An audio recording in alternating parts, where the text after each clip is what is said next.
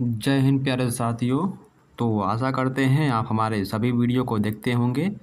तो यदि चैनल पर नए हैं तो एक बार चैनल को सब्सक्राइब जरूर करिएगा। तो पिछले क्लास में हमने आपको बीए अष्टम सेमेस्टर के समाजशास्त्र के पेपर फर्स्ट का वीडियो बताया था। पेपर फर्स्ट के वीडियो में हमने इकाई 2 तक कराया था। आइए बात करते हैं हम इकाई 1 तक कराया था, सॉरी। अब बात करते हैं हम इकाई 2 के बारे में। यहाँ पर इकाई 2 में चैप्टर 3 है डॉक्टर राधाकमल मुखर्जी, सामाजिक मूल्यों की संरचना तथा सामाजिक परिस्थिति। तो इन्होंने बताया है पहला क्वेश्चन कि डॉक्टर मुखर्जी ने सामाजिक संगठन के 4 स्तर बताए हैं। यहाँ पर सी ऑप्शन सही है। नेक्स्ट कि दिया है मूल्य समाज द्वारा मान्यता प्राप्त इच्छाएं तथा लक्ष्य हैं जिनका आंतरीकरण सीखने व समाजीकरण के माध्यम से होता है और जो प्राकृतिक अधिमान्य मानक तथा अभिलाषाएं बन जाते हैं। यह कथन किस विचारक का है? डॉक्टर राधाकमल मुखर्जी का है। डॉक्टर मुखर्जी के अनुसार सामाजिक संगठन के स्तर हैं, भीड़ हैं, स्वार्थ समूह है और समाज, उपयुक्त में से सभी। प्रत्येक स्तर पर मानसिक संगठनों के अनुसार ही मूल्यों का विकास होता है। यह कथन किसका है? डॉक्टर मुखर्जी का है। नेक्स्ट, मूल्य सिद्धांत मानसिक संगठन के स्तरों पर आधारित है तथा प्रत्येक समाज में सामाजिकता के दर्शन होते हैं। यह कथन डॉक्टर मुखर्जी का है। डॉक्टर मुखर्जी का जन्म 1889 ईस्वी में हुआ था। डॉक्टर मुखर्जी ने मूल्य स्तर को 4 वर्गों में बांटा है। नेक्स्ट, व्यक्ति के निर्माण में मूल्यों का महत्वपूर्ण योगदान होता है। यह कथन मुखर्जी का है। डॉक्टर मुखर्जी के अनुसार मानव व्यवहार के स्तर 3 होते हैं। डॉक्टर मुखर्जी के अनुसार मानव व्यवहार के स्तर क्या हैं? उपयुक्त में से सभी हैं। डी ऑप्शन यहाँ पर सही है। नेक्स्ट, सोशल इकोलॉजी नामक पुस्तक के लेखक डॉक्टर मुखर्जी हैं। डॉक्टर मुखर्जी की मृत्यु 24 अगस्त 1963 में हुई थी और इनकी जन्म 1889 ईस्वी में हुआ था। नेक्स्ट, प्रोफेसर मुखर्जी के अनुसार पारिस्थितिकी के साथ मानव अनुकूल के कितने स्तर हैं? 3 हैं। डॉक्टर मुखर्जी कब लखनऊ विश्वविद्यालय के अध्यक्ष बने? 1921 में बने। जीव जाल बहुविध तथा विस्तृत धागे जीवित विश्व के विभिन्न अंशों को एक साथ बांधते हैं, इसीलिए उनमें सामंजस्य रहना आवश्यक होता है। यह कथन डॉक्टर मुखर्जी का है। नेक्स्ट क्वेश्चन दिया गया हमारा कि the foundation of Indian economics पुस्तक के लेखक डॉक्टर मुखर्जी हैं। किस भारतीय समाजशास्त्री ने सामाजिक मूल्यों के अध्ययन में महत्वपूर्ण योगदान प्रदान किया है? डॉक्टर राधाकमल मुखर्जी ने। नेक्स्ट, निम्न में से किसके अनुसार मूल्य सामाजिक होते हैं अतः मनुष्य ही सामाजिक मूल्यों को जन्म देता है? Doctor Radhakamal Mukherjee. Next question दिया गया हमारा, मनुष्य मूल्यों की रचना करने वाला और मूल्यों को अमल पर करने वाला प्राणी है। यह कथन डॉक्टर राधाकमल मुखर्जी का है। ए हैंडबुक ऑफ सोशियोलॉजी के लेखक ऑगबर्न एंड निमकॉफ हैं। दी डायनामिक्स ऑफ मोरल के लेखक आर.के. मुखर्जी हैं। दी डेंसिटी ऑफ सिविलाइजेशन के लेखक आर.के. मुखर्जी हैं। रिलीजनल सोशियोलॉजी के लेखक आर.के. मुखर्जी हैं। फाउंडेशन ऑफ सोशियोलॉजी के लेखक गिसबर्ट हैं। नेक्स्ट क्वेश्चन दिया गया है, मूल्य एक समाज से दूसरे समाज में भिन्न होते हैं। कथन हारालाम्बोस का है। दी ओरिजिन ऑफ मैरिज के लेखक आर.के. मुखर्जी हैं। मैन एंड हिज हैबिटेशन के लेखक आर.के. मुखर्जी हैं। नेक्स्ट, सोशल इकोलॉजी पुस्तक के लेखक आर.के. मुखर्जी हैं और यहाँ पर राधाकमल मुखर्जी हैं। नेक्स्ट क्वेश्चन, निम्न में से कौन मूल्य की सामाजिक प्रकृति में शामिल नहीं है? मूल्य गतिशील नहीं होते हैं। निम्न में से कौन मूल्य की सामाजिक प्रकृति में शामिल है? उपरोक्त में से सभी। नेक्स्ट क्वेश्चन क्या दिया गया हमारा, निम्न में से कौन मूल्य की प्रकृति में शामिल नहीं है? मूल्य समाज के लिए हानिकारक है। नेक्स्ट, राधाकमल मुखर्जी के अनुसार मूल्यों का विकास निम्न में से किन परिस्थितियों से गुजर कर होती है। उक्त में से सभी मान्यता, लक्ष्य, आदर्श और मूल्य। नेक्स्ट, राधा कमल मुखर्जी का जन्म पश्चिम बंगाल में हुआ था 1889 ईस्वी को। राधा कमल मुखर्जी ने किस वर्ष कोलकाता में मेचे बाजार की मालिन बस्तियों में पौधों के लिए एक सांध्य स्कूल खोलकर पुनः जागरण आंदोलन को गति प्रदान की थी? 1906 में। डॉक्टर मुखर्जी को किस वर्ष ब्रह्मपुर कॉलेज में अर्थशास्त्र का अध्यापक नियुक्त किया गया? 1910 में। डॉक्टर मुखर्जी ने किस वर्ष सहकारिता आंदोलन पर सर्वेक्षण शोध किया था? 1915 में। सहकारिता आंदोलन पर सर्वेक्षण शोध कार्य के लिए डॉक्टर राधा कमल मुखर्जी को कौन सी छात्रवृत्ति दी गई थी? प्रेमचंद रायचंद्र छात्रवृत्ति। ये ऑप्शन यहाँ पर सही है।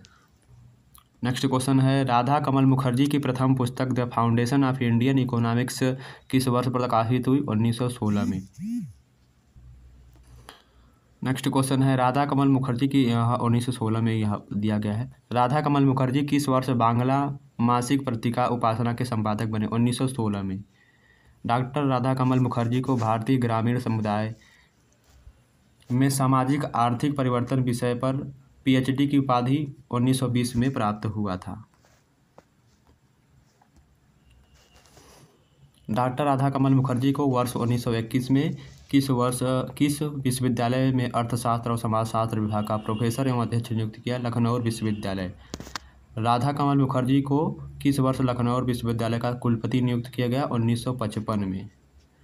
लखनऊ विश्वविद्यालय में से 1958 में सेवानिवृत्ति के बाद डॉक्टर राधा कमल मुखर्जी को किस विश्वविद्यालय में मानव संबंधों और समाजशास्त्र के जेके संस्थान में निदेशक नियुक्त किया गया? लखनऊ विश्वविद्यालय में। नेक्स्ट क्वेश्चन कह दिया गया है, राधा कमल मुखर्जी अपने बौद्धिक जीवन में 3 सामाजिक विचारकों से प्रभावित थे। इनमें से कौन शामिल है? तो विनायक, दामोदर और सावरकर। राधा कमल मुखर्जी अपने अमेरिकी प्रवास के दौरान किस विद्वान के प्रभाव में आए थे? वेबलन। राधा कमल मुखर्जी किस विद्वान के विश्लेषक पद्धति से प्रभावित थे? गिड्स। बी ऑप्शन यहाँ पर सही है। नेक्स्ट क्वेश्चन, निम्न में से किसके विचार डॉक्टर राधा कमल मुखर्जी की सामाजिक मनोविज्ञान की रुचि उत्पन्न करने में सहायक हुए? नरेंद्र नाथ शील। सी ऑप्शन यहाँ पर सही है। आगे क्वेश्चन दिया गया है कि introduction to social ecology mind in society नामक पुस्तक के लेखक राधा कमल मुखर्जी व नरेंद्र नाथ सेन है। मूल्यों की सामाजिक संरचना the social structure of value पुस्तक के लेखक डॉक्टर राधा कमल मुखर्जी हैं। मूल्यों के आयाम द डायनामेंस ऑफ वैल्यूज पुस्तक के लेखक राधा कमल मुखर्जी हैं। यहाँ पर देख सकते हैं पिछले वाले वीडियो में भी एक ही घुरिये का नाम आया था। तो डॉक्टर राधा कमल मुखर्जी ने मूल्यों को 2 वर्गों में बांटा है। इनमें से कौन शामिल है? तो उपयोगिता मूल्य। D option. निम्न में से मुखर्जी के मूल्य सिद्धांत की विशेषता है? उपरोक्त में से सभी सिद्धांत की विशेषता है। यहाँ पर 54 का राइट आंसर है डॉक्टर राधा कमल मुखर्जी। और नेक्स्ट है, डॉक्टर राधा कमल मुखर्जी ने सामाजिक परिस्थितियों को 2 मुख्य भागों में बांटा है। निम्न में से कौन उसमें शामिल नहीं है? प्राकृतिक पारिस्थितिकी। डी ऑप्शन यहाँ पर सही है। यहाँ पर 56 का राइट आंसर है मूल्य मनुष्य के सामाजिक झुकाव और निर्देशन के तंत्र हैं। वे मानव समूहों और व्यक्तियों के द्वारा प्राकृतिक और सामाजिक संसार के साथ सामंजस्य करने उपकरण हैं। यह विचार राधा कमल मुखर्जी का है। बी ऑप्शन यहाँ पर सही है। नेक्स्ट क्वेश्चन है, पारिस्थितिक आवश्यकताओं व शक्तियों के साथ मनुष्य के अनुकूल के 3 प्रमुख स्तर आदिकाल से आधुनिक समय तक देखने को मिलते हैं। यह विचार राधा कमल मुखर्जी का है। और 58 का राइट आंसर है राधा कमल मुखर्जी। डी ऑप्शन यहाँ पर सही है। तो यहाँ पर देख सकते हैं बड़े बड़े क्वेश्चन आ रहे हैं आपसे एग्जाम में। समाज शास्त्र समाज के सामान्य सिद्धांत व पक्ष हैं जिसका संबंध संस्थाओं की संरचना के अंतर्गत संचार और परिस्थिति के सामाजिक संबंधों से है। यह विचार अगस्ट काम्ट का है। सामाजिक वर्ग एक समुदाय का कोई एक भाग है जो सामाजिक स्थिति के आधार पर शेष भाग में पृथक यानी अलग अलग यह कथन मैकाइवर का है। नेक्स्ट कि एक मूल्य एक विश्वास है जो यह बताता है कि क्या इच्छा और वांछनीय है। यह परिभाषित करता है कि क्या महत्वपूर्ण लाभप्रद है और प्रस्ताव के योग्य है। यह परिभाषा एम हारा एम हारालाम्बोस का है, बी ऑप्शन यहाँ पर सही है। माइंड इन सोशोलॉजी पुस्तक के लेखक आर.के. मुखर्जी हैं। The social structure of value पुस्तक के लेखक आर.के. मुखर्जी हैं। Next, the dimension of value पुस्तक के लेखक आर.के. मुखर्जी हैं। दिया है dimensions, the dimensions of values पुस्तक का प्रकाशन 1964 में हुआ था। समाज के विविध विषयों एवं परिस्थितियों के मूल्यांकन का आधार आदर्श है, मानक है और मान्य है। डी ऑप्शन सभी है। मूल्य समाज द्वारा स्वीकृत इच्छाएं तथा उद्देश्य हैं जिनका अंतरीकरण सीखने अथवा समाजीकरण की प्रक्रिया द्वारा होता है, जो व्यक्तिनिष्ठ यानी कि व्यक्तिनिष्ठ अधिमान मान आकांक्षा बन जाती है। यह मूल्य परिभाषा राधा कमल मुखर्जी ने दिया है। राधा कमल मुखर्जी के अनुसार मूल्य का वर्गीकरण है इनमें से सभी। निम्न में से मूल्यों का संतरण है तो आध्यात्मिक मूल्य, सामाजिक मूल्य, जैविक मूल्य, इनमें से सभी। जैविक मूल्य है स्वास्थ्य, यानी जैविक मूल्य को हम स्वास्थ्य कहते हैं। निम्न में से कौन सामाजिक मूल्य है? संपत्ति क्या है? एक सामाजिक मूल्य है। और आध्यात्मिक मूल्य कौन सा है? सत्य, सत्य को हम आध्यात्मिक मूल्य कहते हैं। प्रोफेसर राधा कमल मुखर्जी के सामाजिक संगठन के कितने आधारभूत प्रारूप हैं? 4 हैं। निम्न में से सामाजिक संगठन का आधारभूत क्या है? स्वार्थ समिति, समाज और सामूहिकता। सामूहिकता, डी ऑप्शन यहाँ पर सही है। नेक्स्ट, साध्य मूल्य को हम क्या कहते हैं? लोकातीत मूल्य कहते हैं। साधन मूल्य को हम क्या कहते हैं? विशिष्ट कहते हैं। सी ऑप्शन यहाँ पर सही है। अब हम बात करते हैं इकाई 3 के बारे में, जिसमें डी.पी. मुखर्जी हैं। भारतीय संस्कृति और विविधता, आधुनिकता, भारतीय युवा एवं मार्क्स शास्त्र के बारे में इन्होंने बताया है। तो इसमें देख सकते हैं पहला क्वेश्चन इन्होंने बताया है कि आधुनिकीकरण की मूल प्रक्रिया मानव मामलों में आधुनिक विज्ञान का प्रयोग है। यह कथन रस्टोव एवं वार्ड का है। प्रोफेसर डी.पी. मुखर्जी का जन्म 1894 में हुआ था। कहाँ पर हुआ था? 1894 में। इंडियन सोशोलॉजिकल एसोसिएशन के संस्थापक प्रोफेसर डी.पी. मुखर्जी हैं। प्रोफेसर डी.पी. मुखर्जी का जन्म पश्चिम बंगाल में हुआ था, यानी कि जहाँ पर राधा कमल मुखर्जी का जन्म हुआ था। प्रोफेसर डी.पी. मुखर्जी की मृत्यु 5 दिसंबर 1962 में हुआ था। निम्नलिखित में से किसकी पद्धति को मनो समाजशास्त्री पद्धति कहा जाता है? प्रोफेसर डी.पी. मुखर्जी की समाजशास्त्री पद्धति को किस विद्वान ने आधुनिकीकरण एवं पश्चिमीकरण में अंतर नहीं माना? टायनबी ने। डी ऑप्शन यहाँ पर सही है। नेक्स्ट, आधुनिकीकरण एक ऐसी प्रक्रिया है जिसके द्वारा अत्यंत उपयोगी एवं संतुष्टि प्रदान करने वाले लक्ष्यों की प्राप्ति के लिए समाज को वैज्ञानिक ज्ञान से लाभान्वित किया जाता है। यह कथन एलाटास का है। भारत में आधुनिकीकरण के मुख्य श्रेय किस शासनकाल को है? ब्रिटिश शासनकाल को है। उनका आशावाद एवं मार्क्सवादी क्रांतिकारी की आग्नेय मान्यता की अपेक्षा की रकताब आशा थी। यह कथन किसका है? डॉक्टर मदान का है। किसने सत्य की खोज, वस्तुनिष्ठ की खोज, मौलिक खोज को अध्ययन करने का उद्देश्य मानते हैं? डी.पी. मुखर्जी। नेक्स्ट, किसने कहा है कि ज्ञान व्यक्तित्व के विकास का प्रमुख साधन है? प्रोफेसर डी.पी. मुखर्जी। एक विषय को ज्ञान से काट दिया है, ज्ञान को जीवन से अलग कर दिया है और जीवन को जीवित सामाजिक दशाओं से अलग कर दिया गया है। यह कथन प्रोफेसर डी.पी. मुखर्जी का है। नेक्स्ट क्वेश्चन क्या है? मुसलमानों ने केवल राज्य किया, शासन बहुत कम किया। यह कथन प्रोफेसर डी.पी. मुखर्जी है। मॉडर्न इंडिया कल्चर के लेखक डी.पी. मुखर्जी हैं। होमो हायरार्कीज के लेखक एल. ड्यूमा है। ए ऑप्शन यहाँ पर सही लग रहा है। नेक्स्ट क्वेश्चन क्या है? भारतीय संगीत का परिचय के लेखक कौन है? डी.पी. मुखर्जी हैं। बी ऑप्शन यहाँ पर सही है। टैगोर एक अध्ययन पुस्तक के लेखक डॉक्टर डी.पी. मुखर्जी हैं। नेक्स्ट क्वेश्चन क्या दिया गया हमारा? डाइवर्सिटीज के लेखक डी.पी. मुखर्जी हैं। परंपराओं के द्वंद्वात्मक प्रारूप की अवधारणा किसकी है? Doctor DP. मुखर्जी की पुस्तक है। माइंड एंड सोसाइटी के लेखक डॉक्टर डी.पी. मुखर्जी हैं। सोशियोलॉजी ऑफ इंडियन कल्चर के लेखक डी.पी. मुखर्जी हैं। सोशोलॉजिकल बुलेटिन का प्रकाशन 1952 ईस्वी में हुआ था। हिंदू सोशल ऑर्गेनाइजेशन के लेखक P.H. प्रभु हैं। ए ऑप्शन यहाँ पर सही है। नेक्स्ट क्वेश्चन क्या दिया है, व्यूज एंड काउंटर व्यूज के लेखक डॉक्टर डी.पी. मुखर्जी हैं। आधुनिक भारतीय संस्कृति निम्न में से किसकी कृति है, डॉक्टर डी.पी. मुखर्जी की है। तो यहाँ पर आप क्वेश्चन थोड़ा ब्लर दिखेगा, उसके लिए क्षमा चाहते हैं। भारतीय सामाजिक व्यवस्था में परिवर्तन के लिए डी.पी. मुखर्जी ने निम्नलिखित किन कारकों को उत्तरदायी माना है। ए एंड बी दोनों कारकों को उत्तरदायी माना है। Doctor DP. मुखर्जी के अनुसार पाश्चात्य भाषा और संस्कृति का भारतीय साहित्य पर निम्न में से क्या प्रभाव पड़ा है, उपरोक्त में से सभी। डी.पी. मुखर्जी ने मशीन एवं प्रौद्योगिकी संबंधी वर्णन निम्न में से किए पुस्तक में क्या किया है, डाइवर्सिटीज। ए ऑप्शन यहाँ पर सही है। और यहाँ पर क्वेश्चन नंबर 30 का राइट आंसर है डी.पी. मुखर्जी। यहाँ पर इसको पढ़ेंगे तो ज़्यादा टाइम हो जाएगा। नेक्स्ट, निम्न में से कौन मध्यम वर्ग को शरारती वर्ग समझाते थे, डॉक्टर डी.पी. मुखर्जी।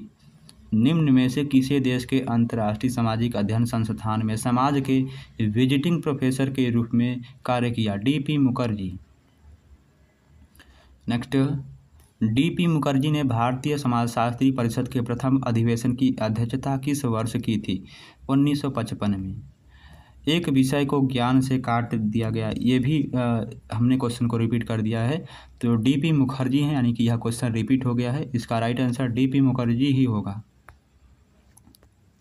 चलिए अब आगे बढ़ते हैं, हम देखते हैं आगे कौन सा क्वेश्चन है। तो आगे हमारा यूनिट 4 और इकाई यूनिट 4 यानी इकाई 4 लेसन 5 इरावती करबे भारत में नातेदारी, इन्होंने बताया है।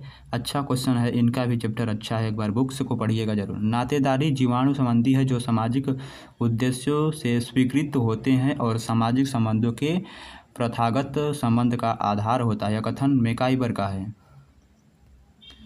निम्न में से कौन नातेदारी के प्रथम श्रेणी में सम्मिलित नहीं है, जीजा और साली। यह नातेदारी की प्रथम श्रेणी में नहीं सम्मिलित है। परिहार व्यवहार के प्रमुख स्वरूप हैं, उपयुक्त में से सभी। पुत्रवधू एवं ससुर परिहार, दामाद एवं सास परिहार, भाई बहन परिहार। डी ऑप्शन यहाँ पर सही है। परिहार व्यवहार के प्रमुख स्वरूप हैं, उपयुक्त में से सभी। देवर भाभी परिहार, जीजा साली परिहार, भांजा मामी परिहार।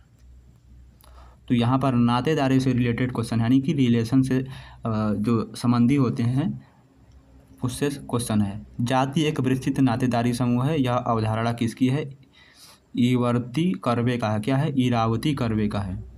जनजाति का अर्थ है स्थानीय आदिम समूहों में किसी ऐसे समूह से है जो एक सामान्य क्षेत्र में रहता है एवं सामान्य भाषा बोलता है तथा संस्कृति के अंतर्गत व्यवहार करता है। यह कथन गिलिन एवं गिलिन का है। निम्न में से कौन प्राथमिक संबंध का उदाहरण है, ए एंड सी दोनों प्राथमिक संबंध के क्या हैं, उदाहरण हैं। दादा पिता पुत्र और माता पुत्री। माध्यमिक संबोधन नामक शब्द का सर्वप्रथम प्रयोग टायलर ने किया था। निम्न में से कौन सी रक्त संबंध पर आधारित नातेदारी नहीं है, पति पत्नी। देवरानी सलहज आदि निम्न में से किस प्रकार की नातेदारी के अंतर्गत आते हैं, तृतीयक संबंधी नातेदारी। नेक्स्ट क्वेश्चन क्या है, नातेदारी एक संरचनात्मक उपव्यवस्था के रूप में किसे सम्मिलित करती है, उपरोक्त में से सभी। परिवार, वंशावली, गोत्र। निम्न में से कौन सा कथन सत्य है, नातेदारों में विवाह और रक्त दोनों से संबंधी आते हैं। बी ऑप्शन यहाँ पर सही है। निम्न में से नातेदारी की प्रमुख श्रेणियाँ कौन सी है, उपरोक्त में से सभी। द्वितीयक, द्वितीयक और प्राथमिक।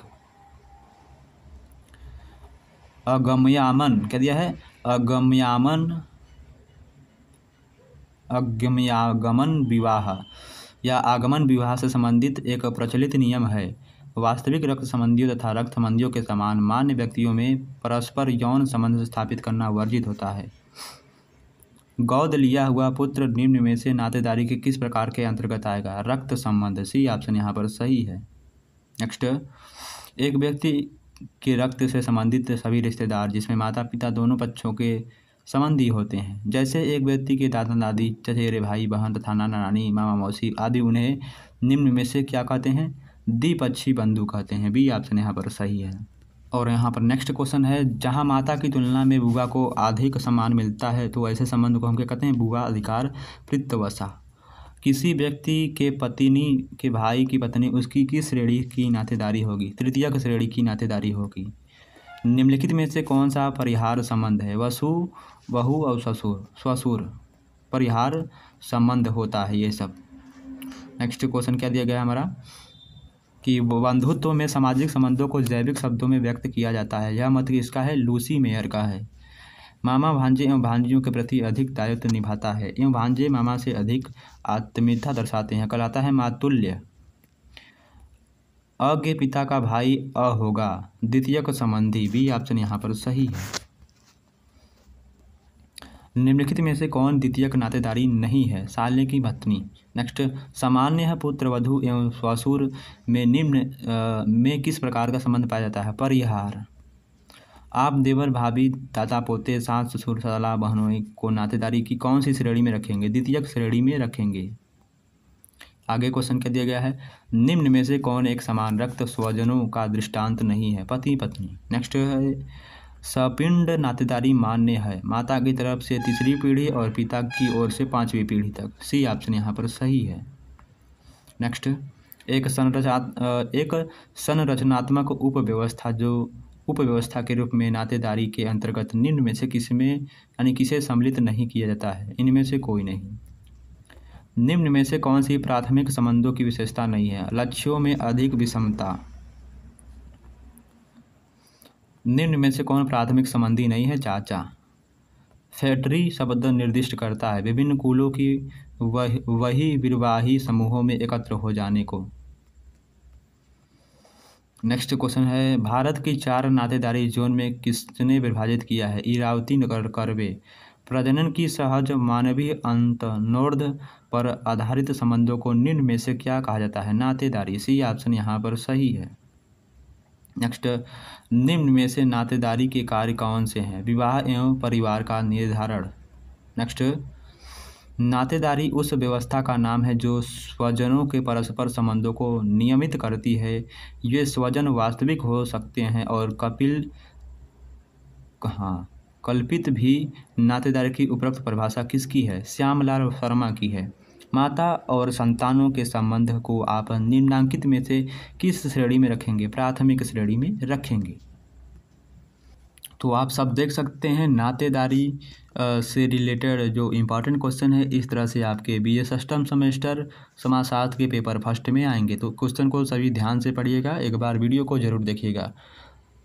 प्रवर का तात्पर्य क्या है? समान पूर्वज एवं समान श्रेणियों के नामों का उच्चारण करने वाले लोग। किसी इंगो के नातेदारी संबंधी में संपिंड संबंधी निम्न होते हैं? पिता, प्रपिता, भाई, पुत्र। नेक्स्ट क्वेश्चन क्या दिया गया हमारा? निम्न में से सही उत्तर अंकित कीजिए। वह सामाजिक संबंध जो पारिवारिक नातेदारी संबंध पर आधारित होता है वह क्या कहलाता है? नातेदारी। उस नातेदारी शब्द को क्या कहते हैं जो व्यक्तियों को दर्शाता है कि जिनके साथ भिन्न भिन्न जैविकीय संबंध पाया जाता है? निम्न में से सही उत्तर क्या है? वर्गात्मक शब्द। निम्न में से कौन कलान को समझौतावादी नातेदारी समूह की संज्ञा देता है? माध्यमिक संबोधन को।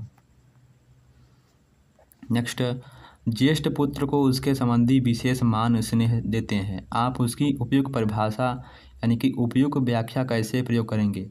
वह पिता के मरने पर अंत्योष्टि संस्कार करता है। वह अपने पिता का नाम प्राप्त करता है। समाज में उसका परिचय श्रेष्ठ ज्येष्ठ पुत्र के रूप में दिया जाता है। उपरोक्त में से सभी।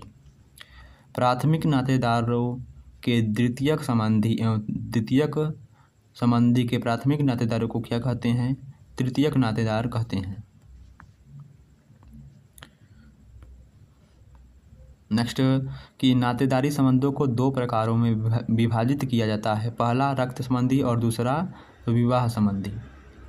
वर्गात्मक तथा वर्णात्मक संबंध सूचक संज्ञाओं का प्रयोग किसने दिया है? मार्गन ने। ए ऑप्शन यहाँ पर सही है। नेक्स्ट, किसने कहा है कि परिहार का व्यवहार परिवार के लिए किया जाता है? Fraser. History of the humans marriage के लेखक कौन है? वेस्टरमार्क हैं।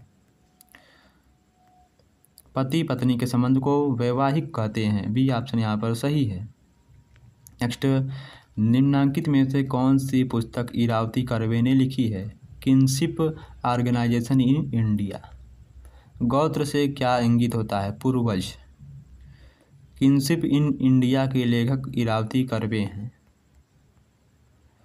आगे क्वेश्चन, जब उच्चतर जाति की कन्या का विवाह निम्नतर जाति के वर से होता है तो ऐसे विवाह को प्रतिलोम विवाह कहते हैं। सी ऑप्शन यहाँ पर सही है। नेक्स्ट, निम्न में से कौन परिहार संबंध का उदाहरण है? भाई बहन परिहार, सास दामाद परिहार, सास बहू परिहार। उक्त में से सभी। निम्न में से कौन परिहार संबंध का उदाहरण है? तो दिए गए सभी परिहार संबंध के उदाहरण हैं। डी ऑप्शन यहाँ पर सही है। तो आपसे अब मिलते हैं नेक्स्ट वीडियो में। आज के लिए इतना काफ़ी, धन्यवाद। तो इस समाजशास्त्र के वीडियो को अपने दोस्तों के साथ शेयर जरूर करिए। साथ ही इस वीडियो का PDF हमारे टेलीग्राम चैनल में उपलब्ध है। जाकर एक बार चैनल को सब्सक्राइब करिए और टेलीग्राम को ज्वाइन करिए, टेलीग्राम ग्रुप को। वहाँ कोई भी प्रॉब्लम हो पूछ सकते हैं। धन्यवाद।